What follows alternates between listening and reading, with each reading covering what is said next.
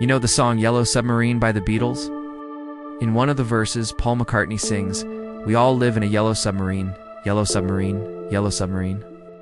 We all live in a yellow submarine, and we move through the water." Well, let me tell you something about the real sun.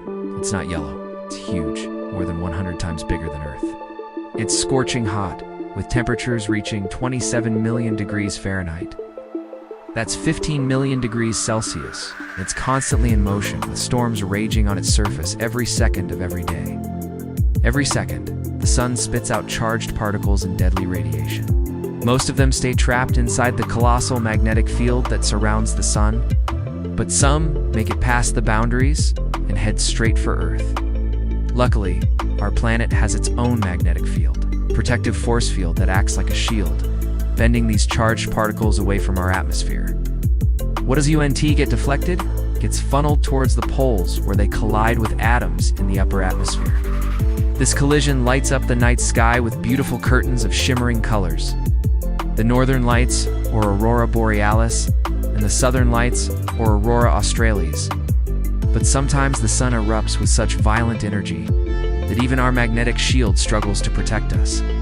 These eruptions are known as solar superstorms. And if one hits us with full force, it could turn our modern world to stone. The last time something like this happened was in 1859. It was then that British astronomer Richard Carrington noticed a bright flash in the sun's corona, or outer atmosphere. What he saw was a massive eruption of solar material, burst of energy more than 1,000 times larger than the total power consumption of the entire United States.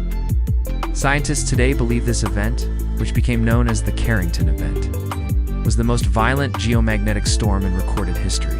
Back then, telegraph wires sparked and caught fire, and telegraph operators were literally shocked by the intense current. For days. The night skies across the world lit up with auroras so bright that people thought the sun was rising in the middle of the night. But that was at a time when electricity had barely entered human life. Today, our entire world runs on technology. Every aspect of modern life is powered by satellites, electricity grids, GPS, and the internet. A solar superstorm could fry power grids, disable critical satellites, disrupt global communications, and even knock out the internet for weeks or months. Planes could lose navigation, hospitals could lose power, and billions of dollars in damage could happen in just hours. Some scientists even claim that a solar superstorm, as powerful as the Carrington event hitting Earth today, would likely cause trillions of dollars in damages and take years for some systems to fully recover. Yet a solar superstorm is not the only natural disaster we need to worry about. Geomagnetic storms on a smaller scale occur constantly, and they can still damage power grids and equipment containing transformers, substations, and other critical infrastructure. And unlike hurricanes or earthquakes, these events are extremely difficult to forecast. Scientists have been tracking the sun for decades, and none of them saw the Carrington event coming. Since 1859, there have been 8 confirmed solar storms of a lesser scale. They include the largest geomagnetic storm of the 20th century, the August 1972 solar flare. But compared to the Carrington event, all of them are relatively minor. But as our reliance on technology grows, so does the potential impact of a major geomagnetic storm.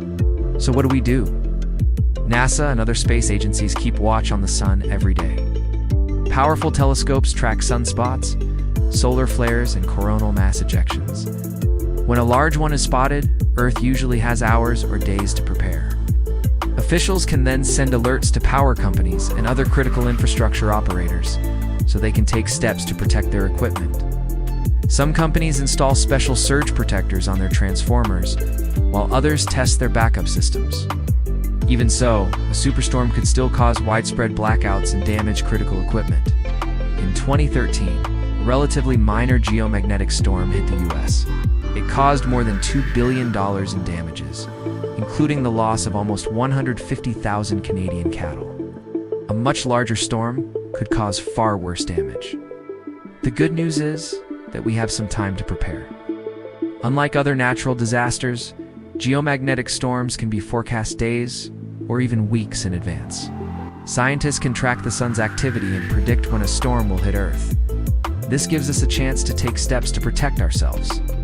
But it also gives us a chance to learn more about our star and its effects on our planet. Solar storms are not just destructive, they're also reminders of the incredible power of our star and the fragile balance that makes life on Earth possible. The same energy that could one day knock out our power grids is the very energy that has fueled life on Earth for billions of years. As we look to the stars for life elsewhere, it is our own star that still holds some of the biggest mysteries and the greatest dangers. Thanks for watching. See you next time.